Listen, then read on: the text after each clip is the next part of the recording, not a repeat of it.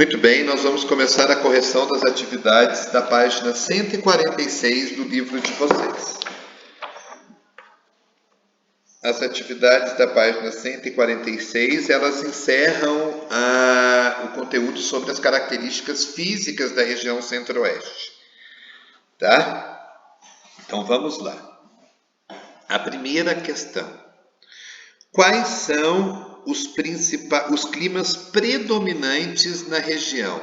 Sobre as características físicas da região centro-oeste, responda.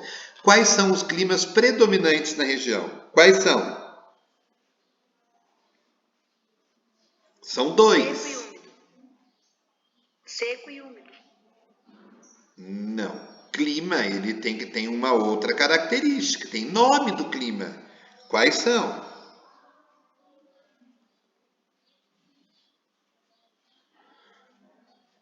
Seco e úmido é a forma como ele vai ser durante o ano, mas eu quero saber o nome do clima, dos dois principais climas. Quais são? Tropical semiúmido. Isso, é um deles. Pode colocar só tropical, tá? E qual é o outro?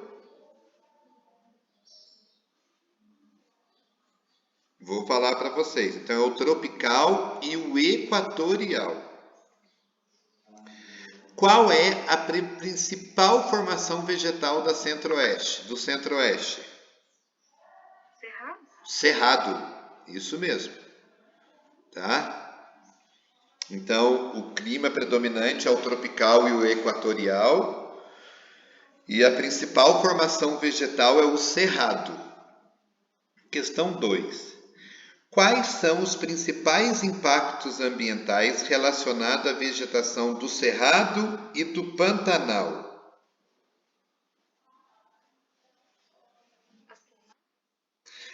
As queimadas, tanto para o Pantanal quanto para o Cerrado. As queimadas e o que mais? A queimada ela acaba ocasionando o quê? O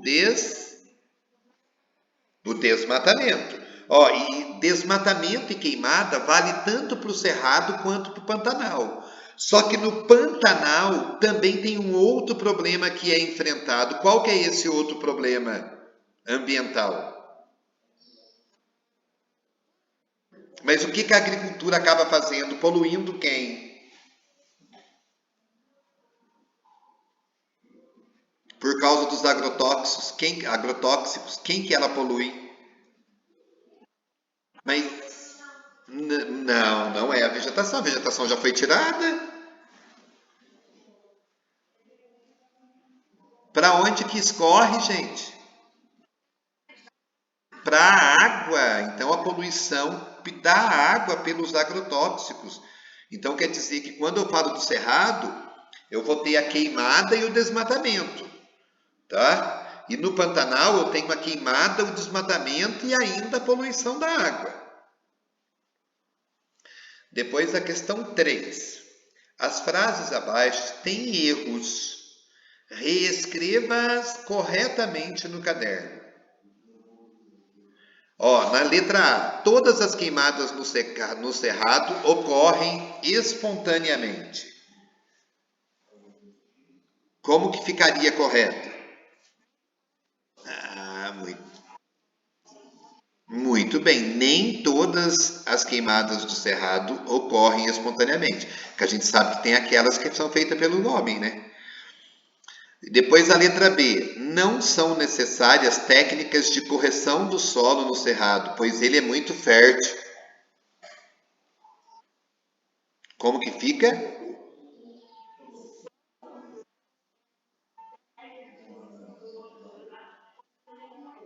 Pois ele não é fértil. Tá? Muito bem. Então, são necessárias técnicas de correção do solo no cerrado, pois ele não é fértil. Agora a questão número 4. Deixa eu abaixar aqui. Questão número 4. Observe as fotografias ao lado e responda. Quais são as atividades econômicas retratadas nas duas imagens? Na primeira é o quê? Qual atividade econômica? Pecuária. E na segunda? Então, é um garimpo, mas aqui a gente fala que é o quê? Que nome que tem essa atividade econômica? Mineração ou extrativismo mineral, tá? Que tipo de impacto ambiental e nas paisagens essa atividade pode causar? A primeira, a pecuária pode causar o quê? Desmatamento. E outra, quando eu coloco muito gado num pasto, esse gado vai pisoteando, pisoteando, e ele também vai, tem um nome, esqueci agora, sumiu da minha cabeça. Ele vai pilando o terreno. Então tem lugares que tem água que até secar, a água seca, por causa do gado ficar pisoteando. E no caso da mineração?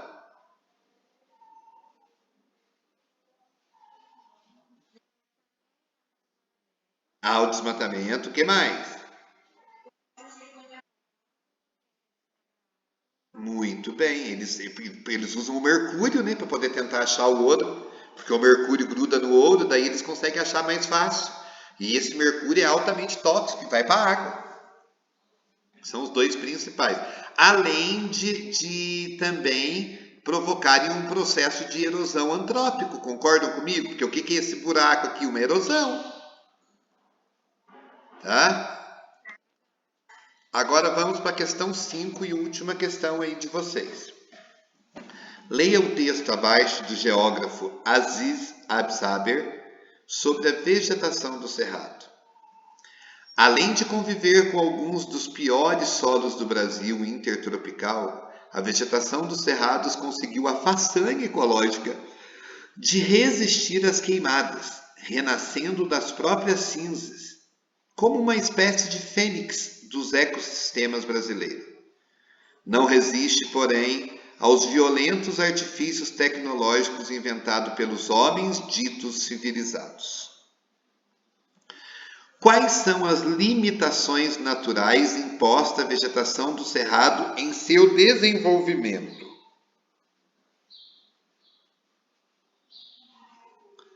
O que são limitações? O que acaba fazendo com que o Cerrado não cresça tanto? Primeiro,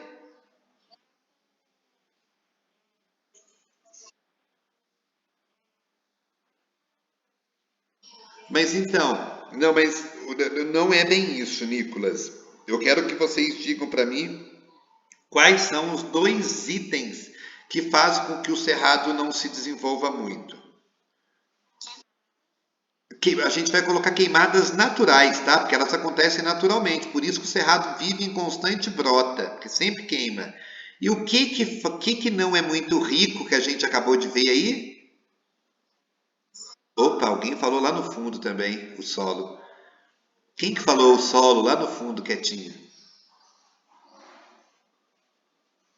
Teve alguém que falou lá no fundo.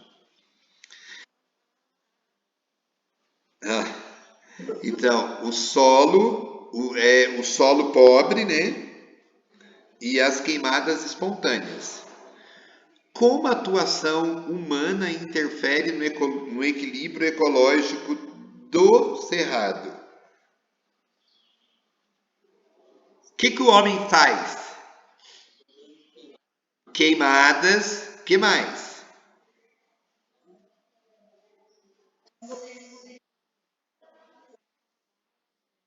Isso, a caça, a pesca.